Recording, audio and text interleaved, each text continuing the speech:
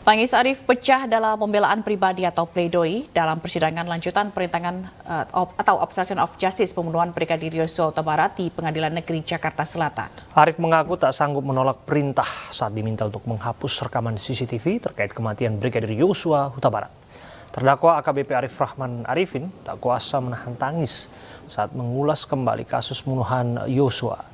Arif mengaku tidak percaya didakwa kasus perusakan CCTV terkait pembunuhan Brigadir Yosua yang juga menjerat mantan Kadif Propam Polri Verdi Sambo.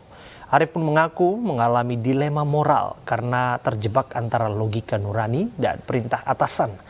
Sambil menangis, Arif mengaku hanya bekerja dan mengatakan dirinya buntu akal sehingga melakukan apa saja yang diperintahkan terkait CCTV dan menutupi kasus kematian Yosua. Yang besar dari dalam diri saya kepada beliau, menyuburkan penyalahgunaan budaya organisasi yang mengakar pada rantai komando, hubungan berjenjang yang disebut relasi kuasa, bukan sekedar ungkapan melainkan suatu pola hubungan yang begitu nyata memberikan batasan tegas antara atasan dan bawahan. Pola ini yang kadang menyuburkan penyalahgunaan keadaan oleh atasan terhadap bawahan. Kondisi rentan penyalahgunaan keadaan ini mungkin tidak bisa dengan mudah dipahami semua orang. Beragam praduga bersalah terhadap saya mungkin dipengaruhi oleh predikat saya sebagai penegak hukum. Seragam dan kepangkatan. Sebagai seorang lulusan Akademi Kepolisian yang berpangkat AKBP dengan pengalaman di berbagai bidang seakan menjadi suatu nilai kepastian dengan predikat demikian pasti akan selalu memiliki kemampuan untuk menolak perintah atasan. Padahal yang terjadi adalah budaya organisasi dimanapun berada sangat berdampak sehingga sangat rentan terhadap penyalahgunaan keadaan karena ada relasi kuasa. Saya meskipun dengan predikat sedemikian rupa hanyalah bawahan yang merupakan manusia biasa. Bawahan yang dalam relasi kuasa berada di bawah kendali atasan dan manusia biasa yang memiliki takut sebagai salah satu emosi dasar yang muncul sebagai respon atas peristiwa yang menimpa saya.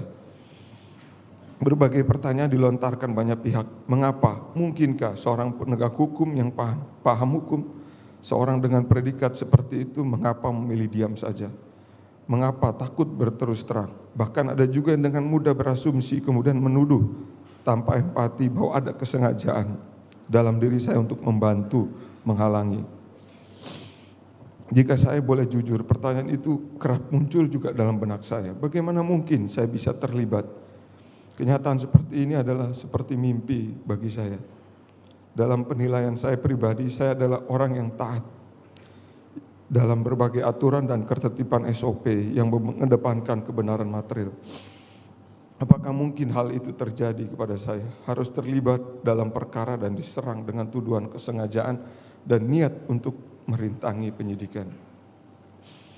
Ketika saya bekerja, saya selalu berupaya berhati-hati dengan banyak pertimbangan. Ya pastinya sedih karena pastinya sedih karena apa? Anak-anak juga masih kecil. Mungkin karena anak-anak masih kecil dan terus juga terutama juga anak saya juga masih ada yang sakit ya, jadi butuh papanya ya pasti. Terus sedang kalau udah ditahan gini kan, dan juga udah sidang etiknya juga udah di PTDH, udah nggak dapat gaji ya Pak. Jadi ya berat sih, yang pastinya berat karena saya tahu suami saya tuh selama ini kerjanya selalu bilang kerjanya hanya niatnya ibadah itu aja. Jadi dia jadikan kerja itu sebagai ibadah, nggak pernah untuk berpikiran untuk macam-macam yang emang untuk yang aneh-aneh gitu. Ya. Alhamdulillah memang selama ini kerjanya emang lurus-lurus aja.